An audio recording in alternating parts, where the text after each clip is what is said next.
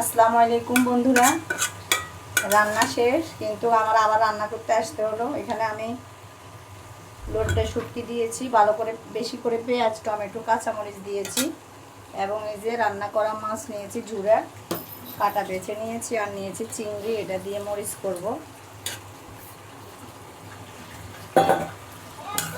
আমার হাজব্যান্ড এবং আমার বড় মেয়ের পছন্দের খাবার।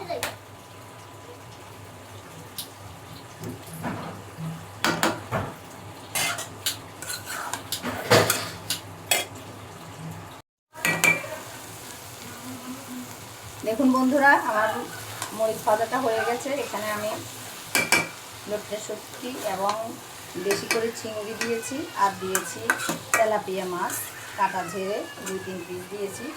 দেখুন দেখতে কত লোভনীয় হয়েছে। কার কার পছন্দ এরকম মরিচ ভাজা কমেন্টে জানাবেন। সবাইকে ধন্যবাদ। আসসালামু আলাইকুম।